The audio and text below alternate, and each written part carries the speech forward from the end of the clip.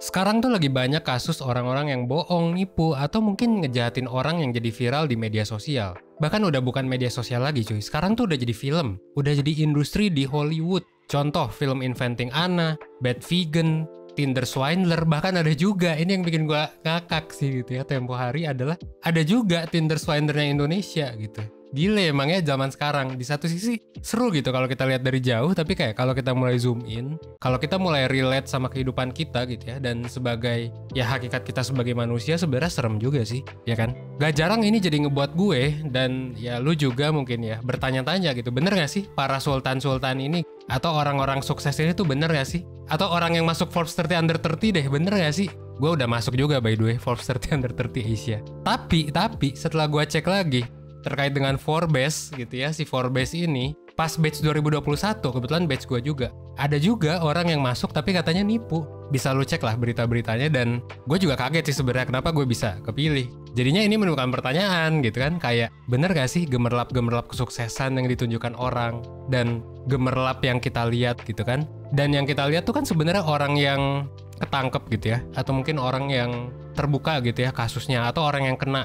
Pertanyaannya adalah gini sih, ada nggak sih orang yang nipu, manipulatif, terus malah jadi sukses gitu dan nggak kenapa-napa sampai sekarang? Dan pertanyaan paling penting juga adalah, kenapa sih orang sampai mau nipu biar jadi sukses? Atau mungkin at least biar kelihatan sukses lah. Well, lo simak satu video sebelum tidurnya sampai habis biar lo bisa dapat keseluruhan insight-nya.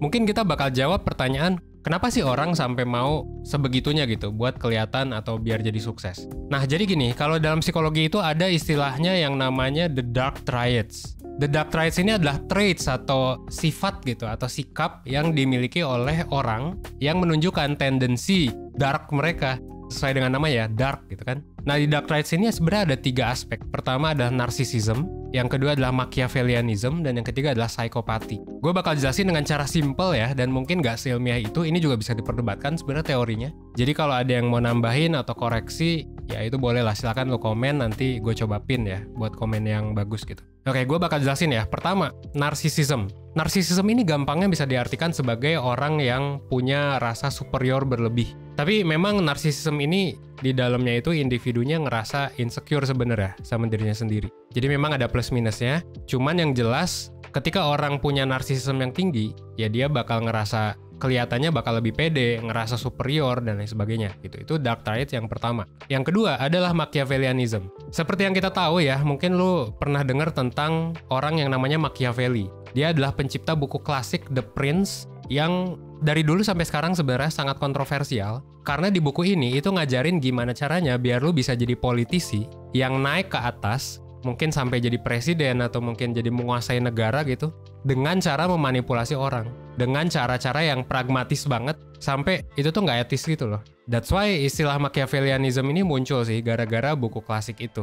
Digunakan si nama Machiavelli ini sebagai istilah bahwa orang tuh manipulatif. Jadi Machiavellianism ini adalah seseorang yang pintar memanipulasi. Jadi misalnya biar orang ngikutin dia, biar suatu kejadian tertentu itu dia nggak disalahin, dan gimana caranya biar ya dia pada dasarnya bisa naik sih untuk jadi pemimpin atau mungkin untuk jadi sesuatu gitu dengan cara memanipulasi. Nah, yang terakhir adalah psikopati gitu. Ini adalah seseorang yang sebenarnya trait psikopat lah ya, tapi nanti psikopat gue jelasin biar nanti nggak salah paham. Psikopat sendiri sebenarnya udah nggak ada. Jadi ada buku gangguan mental namanya DSM. Ini dipelajari oleh anak-anak psikologi maupun psikiatri gitu. Di DSM tuh udah nggak ada. Jadi nanti gue jelasin.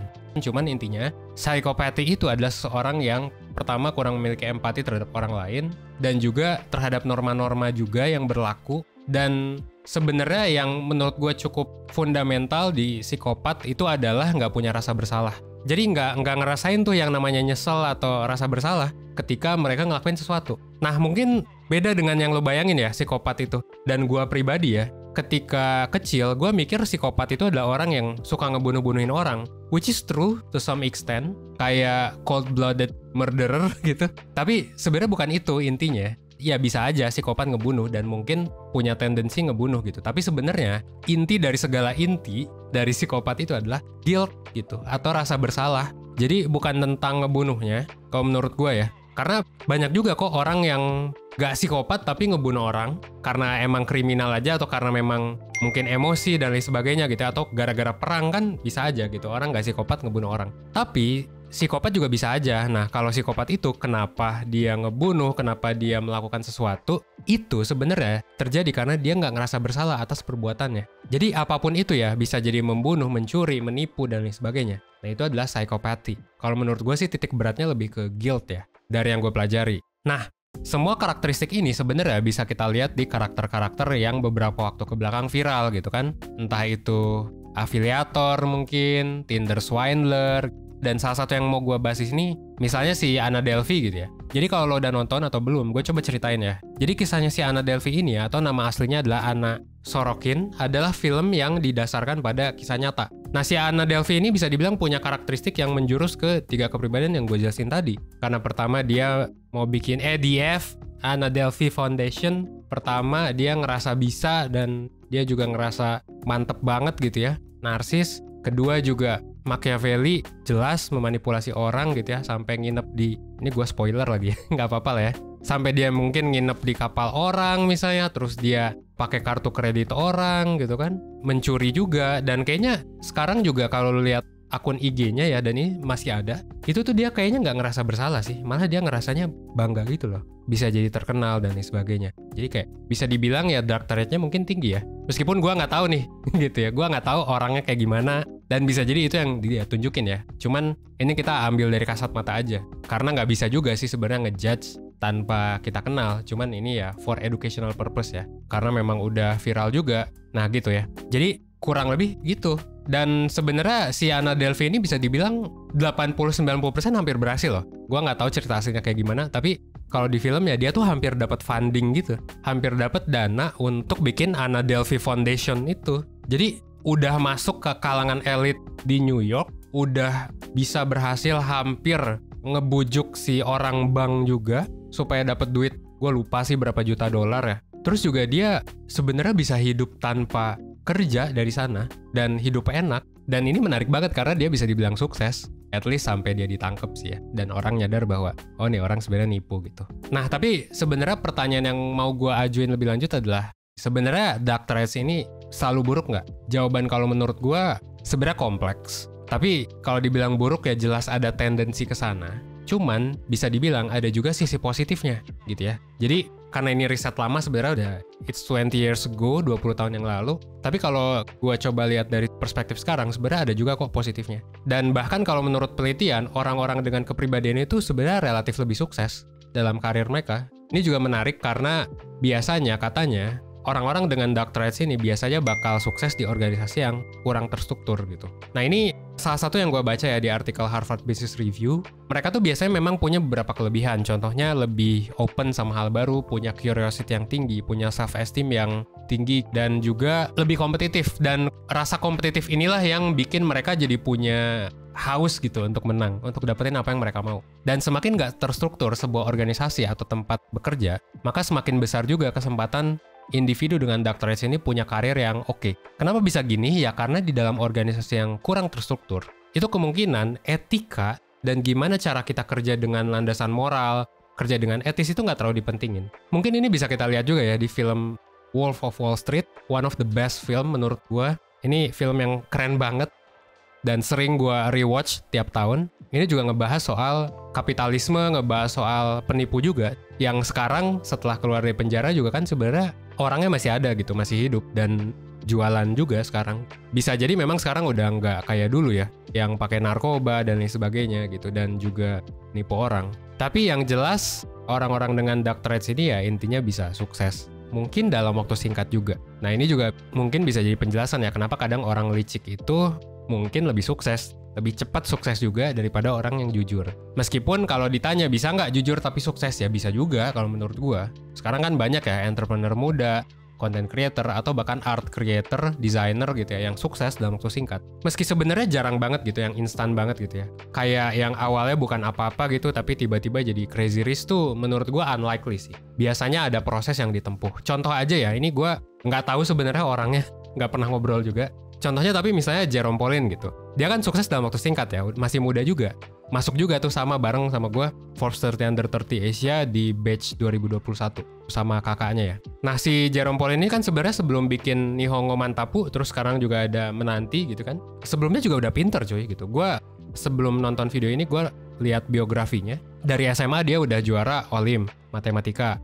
Lulus juga ke Nanyang Technological University NTU yang notabene kompetitif banget. Tapi nggak jadi masuk. Kenapa? Karena nggak ada duit kalau nggak salah di biografinya tuh ya. Karena beasiswanya nggak full 50-50. Akhirnya kuliah di Jepang. Terus juga dari dulu udah pinter matematika bikin Q&A group. Meski mungkin sekarang ketika jadi content creator viralnya bisa jadi setahun, 2 tahun, 3 tahun mungkin ya. Jadi berapa tahun doang. Tapi proses di belakangnya, wah cuy bertahun-tahun harusnya. Kalau udah olimpiade dari SMA gitu ya. Bisa jadi dari tahun 2013-2014 sudah belajar banget gitu. Dan udah oke banget dibandingkan kita-kita. Meski bisa jadi ada privilege juga. Ini yang udah pernah gue jelasin juga ya di video sebelumnya di postingan Instagram 1%.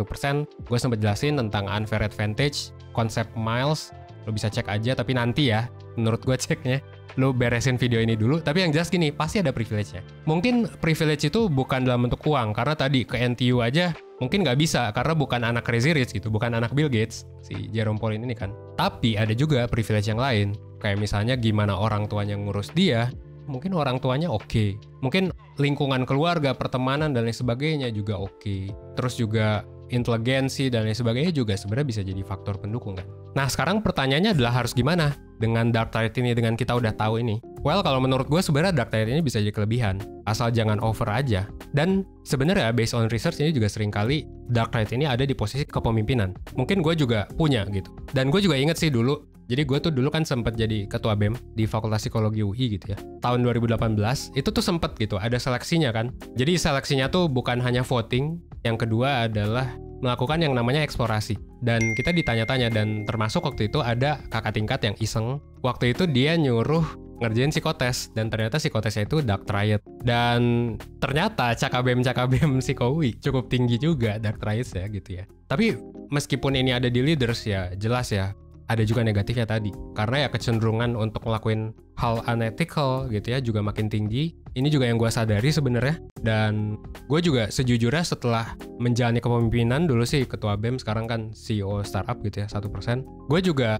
beberapa kali ke psikolog gitu untuk mengatasi tendensi-tendensi itu gitu. Termasuk juga mengatasi masalah-masalah pribadi diri gue gitu kan. Yang nggak usah gue ceritain sih mungkin ya di sini. Gue sempat sih bikin blog dan lain sebagainya kayak gitu. Tapi yang jelas gue juga sekarang lagi mengatasi itu. Nah that's why menurut gue ada skill yang penting yang menurut gue harus kita kuasai untuk mengimbangi si dark trait ini. Yaitu apa? Yaitu self-awareness dan self-acceptance. Karena kalau kita lihat gini, dari teori-teori klasik, contohnya misal Carl Jung gitu kan, salah satu founder psychoanalysis, Sigmund Freud juga gitu kan. Carl Jung itu by the way yang bikin teori dasar dari MBTI, yang mungkin lo udah pakai sekarang, ENTJ dan lain sebagainya. Sigmund Freud juga, dia bisa dibilang mungkin salah satu bapak psikologi ya, yang ngomongin soal ketidaksadaran, unconsciousness, alam bawah sadar itu dia yang ngomong. Jadi kalau kata mereka berdua, dan juga ahli psikoanalisis lain, yang namanya manusia itu sebenarnya ya punya tendensi buat jahat. Semua orang, hampir bisa dibilang nggak ada manusia yang bersih. Ya kecuali nabi atau rasul gitu ya.